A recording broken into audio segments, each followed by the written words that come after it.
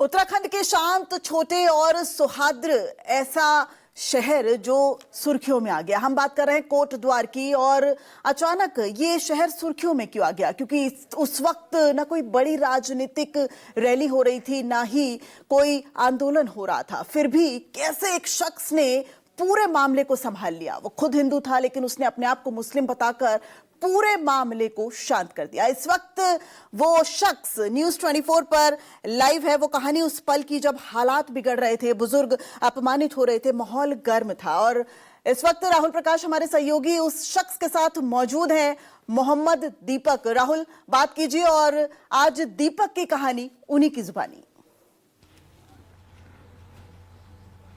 देखिए, ये बेहद ही हैरान करती है घटना कि देवभूमि उत्तराखंड में शायद ऐसी पहली तस्वीर आप देख रहे होंगे कि जहां एक इंसानियत हमने देखी। और दीपक कहें या मोहम्मद दीपक कहें, और कहा जाए कि एक अलग तस्वीर पेश की है। मैं आपसे पूछना चाह रहा हूं, पहले मैं आपको दीपक बोलूं, मोहम्मद दीपक बोलूं या कुछ और बोलूं? जो मन में आता है वही है वो बोलो, बस इंसान समझो, इंसानियत समझो बस। वैसे मेरा नाम दीपक कुमार है। तो दीपक, ये 26 तारीख को ये संयोग था या आप घूम रहे थे या अचानक देखा कि जिस दुकान का नाम चेंज करने के लिए कुछ लोग पहुंचे? कौन थे? पहली तो बात वो है, आपने क्या देखा, फिर आपने क्या किया? 26 जनवरी का दिन था भैया वो, और 26 जनवरी मना रहे थे हम सारे दोस्त मिलकर आपस में। और थोड़ी देर बाद अपने दोस्त की दुकान पे जाते हैं बैठने के लिए, टाइम पास करने के लिए। वहाँ पर मजाक वगैरह चलती है थोड़ी देर बाद देखते हैं कि बगल वाली शॉप में, उसी बिल्डिंग में बगल वाली शॉप में एक शॉप है बाबा के नाम से। और 7-8 जने वहाँ पर आते हैं लड़के, और वो बाबा जी के साथ बदतमीजी करते हैं, दुकान का नाम बदलने के लिए बोलते हैं। तो वहाँ पर हल्ला गुल्ला मचने लग जाता। तो मैं थोड़ी सी देर में मैं वहाँ पर चला जाता हूँ। मैं देखता हूँ कि हल्ला कैसा मच रहा है, तो बगल में जाता हूँ तो देखता हूँ हल्ला मच रहा है। तो मैं उनको सुनता हूँ, पहले मैं देखता हूँ कि क्या बोल रहे हैं। तो बाबा जी को बोलते हैं कि आपको दुकान का नाम चेंज करना पड़ेगा। ये दुकान का नाम जो है ये हिंदू धर्म से लेके रिलेटिव है, हमारे धर्म से लेके रिलेटिव है, तो ये नाम आपको चेंज करना पड़ेगा। तो बाबा जी बोलते हैं कि भैया ये मेरी शॉप तो आपसे नहीं है, बहुत टाइम से है, तो मैं नाम कैसे चेंज कर दूँ?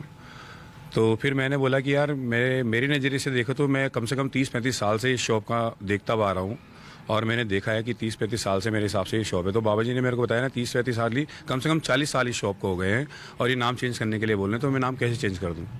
तो आपने, जो ये लोग थे, कौन आए थे, कितनी संख्या में थे, और आपने उस समय क्या महसूस किया जब आपको बाबा जी ने बताया, जो भी जिनकी दुकान है वो? तो आपके मन में क्या था कि क्या उन्हें रोकना था या पीछे हट जाना था? क्या था उस वक्त मन में? रोकना क्या था कि मैं तो खैर उनसे बात कर रहा था, नॉर्मल वे में बात कर रहा था। कोई ऐसा नहीं है कि मेरा कोई आकर्षक ऐसा था कि हाँ गुस्से वाला या कोई लड़ाई के विचार से मैं उनके पास गया था। मैं उनको समझाने के लिए गया था कि यार, मैंने कहा इतनी पुरानी शॉप है, तो मैंने कहा आप पहली बात तो इतने बुजुर्ग आदमी से आप बदतमीजी से बात कर रहे हो। 70-75 साल के आसपास की उनकी एज है, आप उनके साथ इतनी बदतमीजी से बात कर रहे हो। तो मैंने बड़ी नॉर्मल तरीके से उनसे बात करी है, नॉर्मल तरीके से उनको समझाया मैंने, और वो समझने का नाम नहीं ले रहे थे वहाँ पर। तो फिर उन्होंने आपसे नाम भी पूछा था? कुछ ऐसा भी हुआ था कि जो हम देख रहे थे वीडियो में कि आपसे लड़ रहे थे वो, फिर आपसे नाम पूछा था? उस वक्त क्या माहौल था और उसके बाद क्या हुआ? ऐसा ना, जब वो बाबा जी से बात कर रहे थे तो थोड़ी देर तक तो मैंने उनको बहुत समझाने की कोशिश करी है, और जब माहौल ज़्यादा गर्म हो गया, जब देखा मैंने कि बाबा जी की तबीयत ख़राब हो रही है, तब उन्होंने मेरा नाम पूछा कि तुम्हारा नाम क्या है? तो मैंने कहा भाई, मेरे को नाम बताना कोई ज़रूरी है क्या? तो मैंने कोई ज़रूरी नहीं समझा। उसके बाद भी उन्होंने मेरे से पूछा कि तुम्हारा नाम क्या है? तो मैंने मन में यही सोचा, यार मेरा जन्म यहाँ का है, मैं रहने वाला यहाँ का हूँ। 30-31 साल मेरे को जिम चलाते चलाते कोटद्वार में हो गए, यानी कि इसका मतलब ये बंदे यहाँ के नहीं है। मैंने कहा ये शायद बाहर से ही आ रहे हैं। तो उसमें से कुछ बंदे थे, इक्का दुक्का बंदे मेरे को लग रहे थे, जो मेरे से नाम पूछ रहे थे, वो मेरे को यहाँ के लग ही नहीं रहे थे, वो मेरे को बाहर के लग रहे थे, कहीं से शायद यूपी साइड से, पता नहीं कहाँ से जो आ रहे थे वो। तो फिर उसके बाद मैंने उनको बोला कि मेरा नाम मोहम्मद दीपक है, और वो मोहम्मद के पीछे क्या रीज़न है, क्यों मैंने बोला, किस लिए मैंने बोला, वो भी मैं बता देता हूँ। मैंने इसलिए बोला कि मैंने उनको बताने की कोशिश करी है कि मैं एक हिंदुस्तानी हूँ, मैं एक हिंदुस्तान हूँ, और इस हिंदुस्तान में, इसमें हिंदुस्तान देश में सबको रहने का अधिकार है, और बराबर का अधिकार है, चाहे उसमें हिंदू हो, मुसलमान हो, सिख हो, ईसाई हो, XYZ, मतलब कोई भी जाति हो। ये आपने खुद इनिशिएटिव लिया, खुद आपने हिम्मत दिखाई, उन्हें रोका? चले गए थे, फिर रुके थे, या लड़ाई शुरू हो गई थी? क्या हुआ था फिर? लड़ाई वड़ाई तो खैर नहीं हुई है वहाँ पर वो गए भी नहीं। वो बदतमीजी कर रहे थे बहुत ज़्यादा। उस दौरान बाबा जी को मैंने देखा तो उनकी तबीयत थोड़ा सा मेरे को ख़राब सी लग रही थी।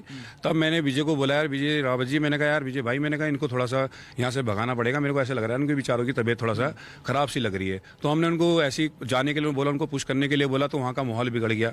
अब माहौल इतना ज़्यादा बिगड़ गया था, बहुत ज़्यादा, फिर उनको भगाना ज़्यादा बड़ा मुश्किल हो गया, मगर भगा दिया था हमने उनको वहाँ से। मैं आपसे ये पूछना चाह रहा हूँ दीपक कि जब ये घटनाक्रम हुआ उसके बाद मामला भी दर्ज हुआ आपके और आपके साथी विजय के खिलाफ, तो ये मैं समझना चाह रहा हूँ कि आपके खिलाफ मामला दर्ज क्यों हुआ, आपने क्या किया, और वो जो लोग आए थे वो कौन थे, क्या किसी दल से थे, कौन थे?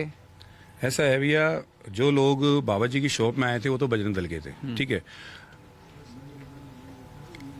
31 तारीख से पहले की बात बता रहा हूँ मैं। उन्होंने एक दिन पोस्ट डाली थी इंस्टाग्राम पर, और उस पोस्ट में लिखा हुआ था कि हम मोहम्मद दीपक को बताएंगे, जो दीपक कुमार है चाहे मोहम्मद दीपक है, हम उसको बताएंगे और उसको सबक सिखाएंगे कोटद्वार जाकर। तो सब लोग इकट्ठे हो जाओ, जो हमारे जो दल के लोग हैं, जो हमारे भजन दल के लोग हैं, वो सब इकट्ठे हो जाओ और कोटद्वार चलते हैं। तो उन्होंने वो पोस्ट डाली थी, वही पोस्ट मेरे दोस्तों ने मेरे को सेंड करी, और मैंने वही पोस्ट सेंड करी थाना प्रभारी वगैरह, जो भी थाना इंचार्ज वगैरह जितने भी हैं, सबको मैंने वो सेंड करी कि मैंने उनको बोला कि देखो ऐसी ऐसी पोस्ट इन्होंने डाली है, कल के दिन यहाँ का माहौल ख़राब होगा। तो मैंने कहा उसका जिम्मेदार मैं नहीं होऊंगा, मैंने उसके जिम्मेदार आप होंगे, क्योंकि उस दिन आपने मेरे को बोला था, जिस दिन ये मैटर हुआ था बाबा जी की शॉप में, कि दीपक जी आपने मेरे को कॉल क्यों नहीं करी है, आपने आप हमको कॉल करते, ये मैटर हम देखते। तो मैंने उनको ये जवाब दिया था उस टाइम पर कि हमने नहीं सोचा था ये इतना बड़ा मैटर हो जाएगा, इतना बड़ा इशूज़ को बनाया जाएगा। उस दिन जब ये मैटर हुआ, वो लड़के वहाँ से 100-150 करीबन लड़के देहरादून से आए हैं, उन्होंने कोटद्वार में आकर बदतमीजी करी है।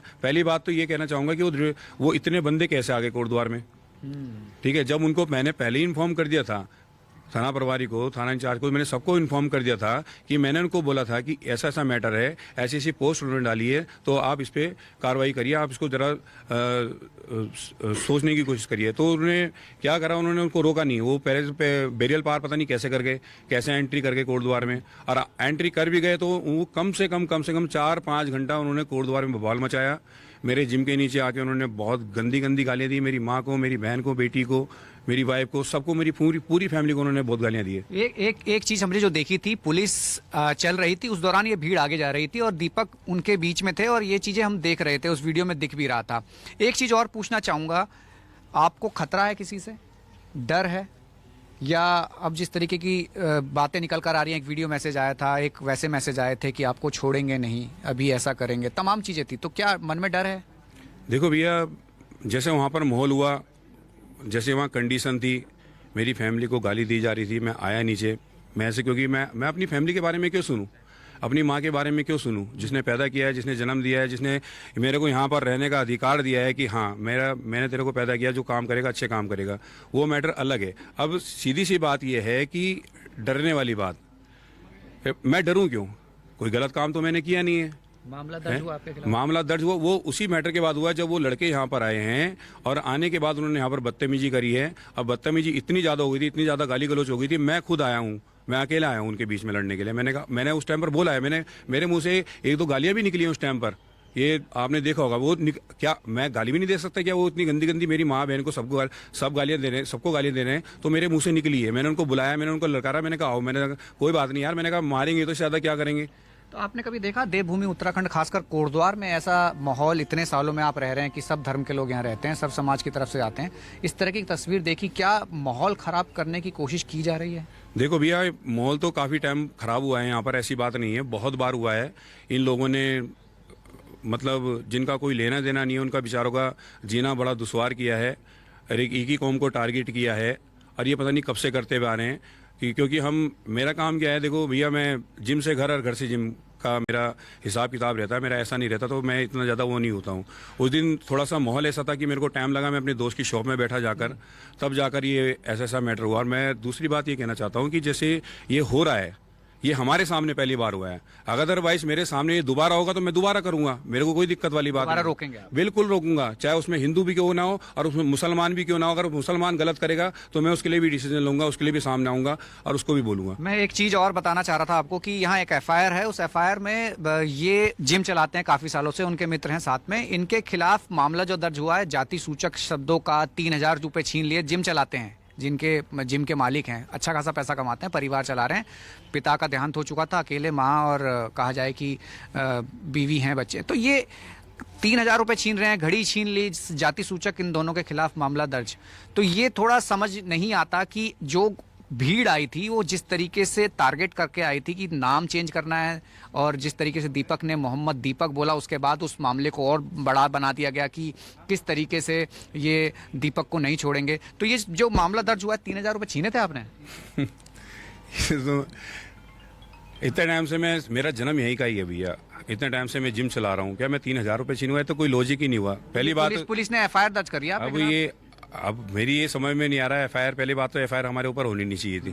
FIR क्यों हुई? हमने गलत काम तो किया नहीं है, या हमने किसी को मतलब जबरदस्ती की, हमने दुकान पे उसकी उनके बाबा की बुलाया तो है नहीं है। दुकान पर भी वो आए और पैसे भी वो हम पे बता रहे हैं कि हमने छीने, तो ये तो कोई बात ही नहीं हुई, कोई लॉजिक ही नहीं हुआ। उनकी तरफ से भी FIR हुई है, आपकी तरफ से भी कंप्लेंट, आपने क्या FIR कराई? FIR तो कराई है, वो उस टाइम पर विजय रावत जी बताएंगे FIR के बारे में। क्या FIR आपने कराई है विजय जी? आपके खिलाफ भी जाति सूचक, आपने भी छीने पैसे, आप दोनों मिलकर कर रहे थे, ऐसा था क्या? कुछ नहीं था सर, हमने तो केवल वहाँ पर शायद मुझे लगता है कि हमने किसी इंसानियत के नाते, मानवता के नाते हमने किसी की जान बचाई है। क्योंकि उन जो अंकल जी थे वहाँ पर, जिनकी बाबा की दुकान थी, उनको 2 बार का अटैक पड़ चुका है। वो बाद में हमें पता चला फाली से, अगर आप उनसे मिलोगे उनके हाथ पांव कांपते हैं। हमने तो एक इंसानियत का, मानवता का काम किया है। और रही जो हम पे इल्ज़ाम लगे हुए हैं, पहली बात तो दुकान में खुद आ रहे हैं, शायद इल्ज़ाम तो उनको वो भी लगा सकते थे बाबा जिनकी दुकान थी, पर उन्होंने ऐसा कोई उन पर इल्ज़ाम नहीं लगाया, उल्टा उन्होंने हम पे लगा रखा है। फिर आप सबसे बड़ी बात यह है कि 26 तारीख की घटना है, 28 तारीख की घटना थोड़ा ना है। 28 के अच्छा राहुल, 28 के FIR है। आप ये देखिए कितना दबाव में, दीपक से कितना ये भी प्रेशर में पूछिए कर कि रखा इस पूरे है इन्होंने। विवाद 28 का तारीख को मेरे असर को क्या दीपक उनके को चौकी कामकाज पे पर बुलाया पड़ा है? क्योंकि खबरें ये भी आ रही है उनका जिम बंद पड़ा हुआ है, उनकी माँ चाय की दुकान लगाती हैं, उनको भी काफी परेशानी आ रही है। तो क्या इस विवाद का असर पूरी तरीके से अब उनको आर्थिक नुकसान झेलना पड़ रहा है? दीपक, मैं आपसे ये जानना चाह रहा हूँ कि इस पूरे घटनाक्रम के बाद क्या आपको आर्थिक नुकसान उठाना पड़ रहा है? माँ आपकी क्या करती हैं? क्या जिम बंद हो गया है? क्या स्थिति है आपकी? क्या लग रहा है कि दोबारा से आप सामने आ पाएंगे उस समाज में जहाँ आप कोशिश कर रहे थे कि आप आगे बढ़कर इंसानियत की मिसाल पेश कर रहे थे? तो क्या स्थिति क्या है अभी? देखो भैया, जो भी मैटर हुआ, घर की स्थिति तो थोड़ा चेंज हुई थी उस टाइम पर। हर किसके माँ बाप हैं जो परेशान नहीं होते हैं, सबके माँ बाप बच्चों को लेकर परेशान होते हैं, चाहे बच्चा छोटा हो या बड़ा हो।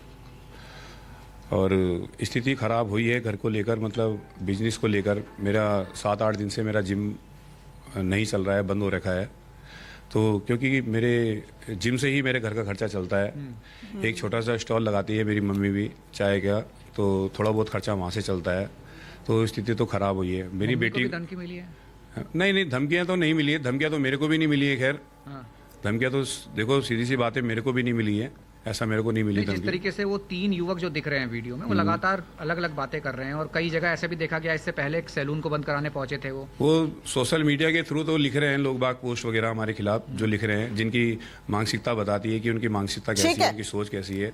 तो वो तो लिख रहे हैं, वो तो कर रहे हैं, मगर अदरवाइज मेरे पे कोई कॉल ओके राहुल, अभी तक। ठीक है, बहुत शुक्रिया राहुल दीपक से बात करने के लिए और इस पूरे घटनाक्रम को समझाने के लिए बहुत शुक्रिया आपका। तो जाहिर तौर पर एक इंसानियत की मिसाल दीपक ने पेश की है, लेकिन अभी फिलहाल वो आर्थिक नुकसान झेल भी रहे।